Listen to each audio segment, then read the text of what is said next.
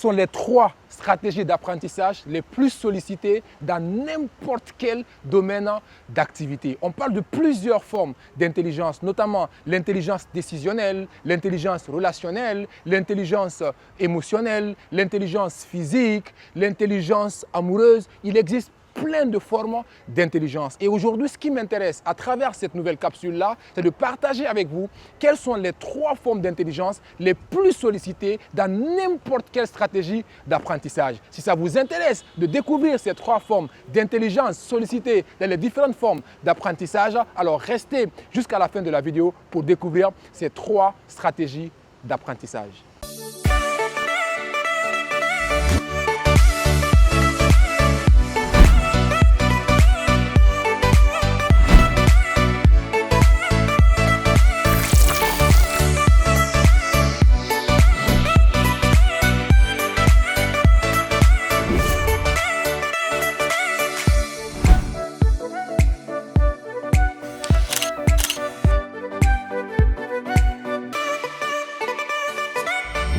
Alors, bonjour à vous, ici Coach Caps, révélateur de potentiel. Dans cette nouvelle capsule de la quotidienne Droit de savoir, je partage avec vous les 3 stratégies d'apprentissage les plus sollicitées dans n'importe quelle stratégie d'apprentissage. Mais avant de partager ces 3 formes d'intelligence sollicitées dans n'importe quelle stratégie d'apprentissage, j'aimerais d'abord attirer votre attention sur les 4 niveaux d'apprentissage. Le premier niveau d'apprentissage, c'est qu'on ne sait pas qu'on ne sait pas. En ce moment-là, on est inconsciemment incompétent. Et le deuxième niveau d'apprentissage, c'est qu'à partir de là, on sait qu'on ne sait pas. À partir de là, on devient consciemment incompétent. Et c'est là où la prise de conscience démarre. Le troisième niveau d'apprentissage, c'est qu'en ce moment-là, on devient consciemment compétent. En ce moment-là, on sait qu'on sait. Et le 4e et dernier niveau d'apprentissage, c'est qu'on est inconsciemment compétent. La réalité, c'est que au début, quand on apprend par exemple à conduire une voiture, au début, pour changer de vitesse, on est obligé de regarder le levier, on est obligé des fois pour freiner de regarder le frein, mais au fur et à mesure qu'on applique la stratégie, à force de la reprendre encore et encore et encore, on finit en fin de compte par ne plus regarder pour freiner quand il s'agit de freiner tout simplement. Donc, retenez que ces 4 niveaux d'apprentissage, 1, c'est d'être, on est inconscient, on passe d'inconsciemment incompétent à consciemment incompétent, puis on se retrouve à consciemment compétent pour se retrouver en fin de compte à inconsciemment compétent. Et c'est là où la maîtrise vient. On devient maître dans son domaine parce qu'on a répété encore et encore et encore et encore et finalement la maîtrise, elle vient. Une fois qu'on partage, une fois qu'on est dans ces 4 niveaux d'apprentissage, maintenant, revenons à l'essentiel. Les 3 formes d'intelligence les plus sollicitées dans n'importe quelle stratégie d'apprentissage. Et tenez-vous bien, ces 3 formes d'intelligence sollicitées dans n'importe quelle stratégie d'apprentissage,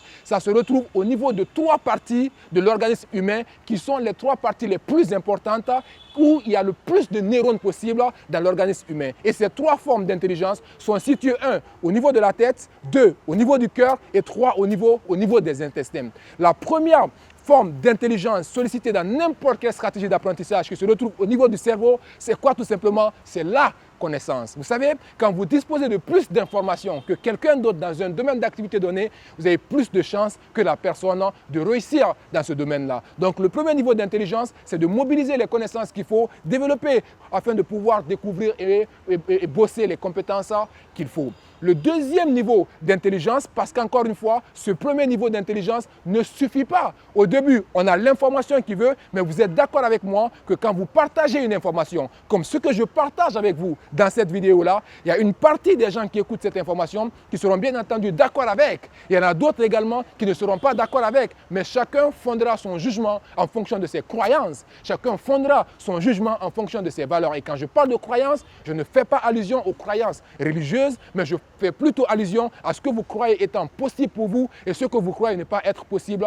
pour vous, tout simplement. Alors, cette deuxième forme d'intelligence qui est située au niveau du cœur, ça s'appelle le discernement. Je dis bien le discernement. Parmi toute la quantité d'informations que vous avez reçues au niveau de la première forme d'intelligence, laquelle vous acceptez, laquelle vous comprenez et que vous acceptez dans votre vie, ça s'appelle le discernement. Et cette deuxième forme d'intelligence sollicitée dans n'importe quelle stratégie d'apprentissage, à elle seule ne suffit pas. Il faut la troisième forme d'intelligence qui est la plus importante, qui passe par les intestins qu'on appelle le vécu. Encore une fois, l'information que vous avez n'est pas intéressante, c'est plutôt ce que vous acceptez d'apprendre dans cette information, ce que vous comprenez de cette information, ce que vous retenez de cette information qui devient plus importante. Mais cela également ne l'est pas dans la mesure où si vous restez à avoir le savoir, à savoir ce qu'il faut faire et à ne pas faire ce qu'on sait devoir faire, à ce moment-là, cette information, elle ne vous aurait pas servi tout le temps que vous avez passé, ça ne vous a tout simplement pas servi. Donc la troisième forme d'intelligence la plus sollicitée dans n'importe quelle stratégie d'apprentissage, c'est l'action. C'est l'action dans la mesure où il faut se dire, le plus important dans la vie, ce n'est pas de savoir, mais c'est de plutôt faire ce qu'on sait devoir faire. En deux termes, faites tout simplement ce que vous savez devoir faire. Parce que la réalité, des fois, on sait ce qu'il faut faire pour changer sa vie. Des fois, on sait ce qu'il faut faire pour bâtir des relations de qualité. On sait des fois ce qu'il faut faire pour avoir un emploi de rêve, mais sauf qu'on ne le fait pas. Et donc, ces trois formes d'intelligence sollicité dans n'importe quelle stratégie d'apprentissage vous permet encore une fois de pouvoir développer les bonnes compétences, les bonnes habiletés qu'il faut pour développer et bosser les compétences. Je vous souhaite de profiter de ces magies-là, de ces trois formes d'intelligence et on se dit à demain pour une nouvelle capsule Droit de savoir. Merci à vous.